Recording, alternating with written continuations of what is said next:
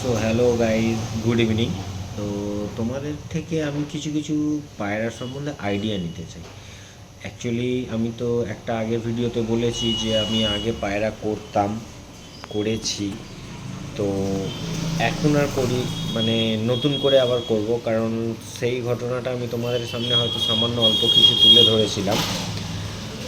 আমি ক্লাস 9-এ যখন পড়ি তখন আমি পায়রা তুলে দিয়েছি, সরিয়ে দিয়েছিলাম। কিন্তু হ্যাঁ, শখের জিনিস বলেছিলাম, শখের জিনিস তো আর বলা যায় না। তাই আবার পায়রাকে আমি ফিরিয়ে আনছি। তো তোমাদের কাছ থেকে আমি কিছু কিছু টিপস বলতে পারো বা হেল্প চাই, যে আমি কি আবার মানে উড়ানের পায়রা করব না শখের পায়রা করব, সেটা যদি তোমরা বেটার বলতে পারো।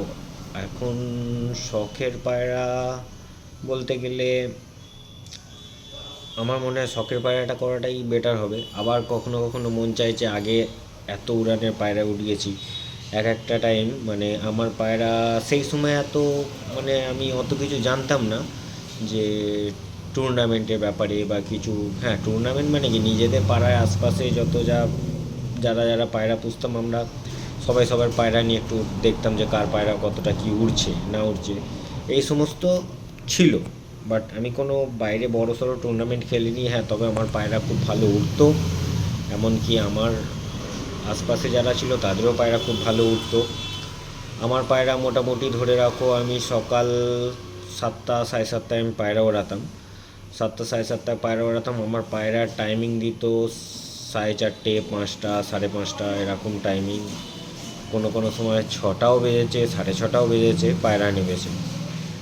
তো যাই হোক, সেইটাই মানে বলার, যে আমি কি আবার ওই রকমই পায়রা করব না এখন ফ্যান্সি পায়রা করব। ফ্যান্সি পায়রা করব এই কারণেই বলছি, ইচ্ছাটা এই কারণে, কারণ এখন আমার সময় আরও কম। কারণ আমার নিজস্ব একটা বিজনেস আছে। তো আমি বিজনেসের জন্য আমি সকালবেলা আমি বাড়ি থেকে বেরিয়ে আসি 9টা 9:30টায় বাড়ি থেকে বেরোই, আর রাত্রি 8:30 9টায় বাড়িতে ঢুকি। তো তার মাঝখানে এই যে এই টাইমটা আমি আমার বিজনেস নিয়েই পড়ে থাকি, অতএব সেরকমভাবে পায়রার প্রতি টাইম দেওয়াটা হয়ে উঠবে না। কিন্তু শখ আমি পায়রা করবই। হ্যাঁ, তবে বাড়িতে মা আছে, বাবা আছে, আমার ওয়াইফ আছে, ওরা মোটামুটি দেখে নিতে পারবে। মানে খাবার দাবারের দিকে কোনো পায়রার কোনো রকম বা হেলথের দিক থেকে কোনো রকম প্রবলেম হবে না। তো সেটাই তোমাদের কাছে আমার একটা কোয়েশ্চেন বলতে পারো, বা তোমাদের থেকে মানে মতামত নিতে চাই যে কি করব। মানে আমি আবার কি ওই উড়ানের পায়রা করব, আবার কোনো সময় মনে হচ্ছে যে হ্যাঁ, উড়ানোর পায়রাও কিছু থাকলো, কিছু ফ্যান্সি পায়রাও থাকলো। সেটার জন্য আজ তোমাদের কাছে আসা বা এই কোয়েশ্চেনটা করা বা এই ভিডিওটা বানানো। যেহেতু আজকে সকালে আমি তোমাদেরকে একটা ভিডিও আমি আপলোড করেছি, দেখালাম যে আমার নতুন পায়রার ঘর অলমোস্ট প্রায় কমপ্লিটের দিকে, মানে গাঁথনি হয়ে গেছে, সব হয়ে গেছে, ওটা সেন্টারিং আজকে হয়েও গেছে। আমি বাড়িতে ফোন করে জিজ্ঞাসা করলাম, বা আমাদের যে মিস্ত্রি রাজমিস্ত্রি কাজ করছে তাকে জিজ্ঞাসা করলাম, সে বললো হ্যাঁ, সেন্টারিং কমপ্লিট হয়ে গেছে। আশা করছি কাল না হলে পরশু ওটা ঢালাই হয়ে যাবে। পায়রা ঘরটা বড় করেই করেছি। তো সেই জন্য তোমাদের কাছে একটা জিজ্ঞাসা করা যে কি করব।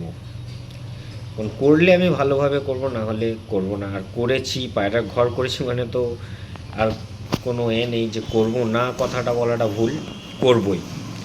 তাই তোমরা একটু সাজেস্ট করো বা মতামত দাও যে কি করলে কি হবে, বা আমার পক্ষে এটা করাটা বেটার হবে কি না। তো যাই হোক, তাহলে জানিও তোমরা।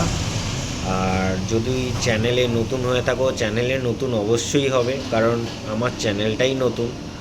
তো চেষ্টা করো পাশে থাকার, কোনো টিপস দেওয়ার। আমার থেকে অনেক মানে এই মানে পায়রা সম্বন্ধে অনেক অভিজ্ঞ মানুষরা আছেন।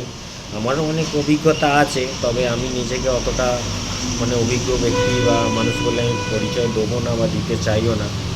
কারণ মানুষ ছোটদের থেকেও জানতে পারে, বড়দের থেকেও জানতে পারে, শেখার মানুষের মানে শেষ নেই।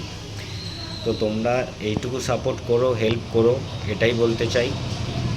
তো চ্যানেলটা সাবস্ক্রাইব করে দাও। চ্যানেলের ভিডিও দেখে যদি মনে হয় যে হ্যাঁ ভিডিও ভালো হচ্ছে, একটু পাশে থাকো, লাইক করো, কমেন্টস করে জানিও। এই বলে আমি আমার আজকের এই ভিডিও শেষ করছি। ধন্যবাদ।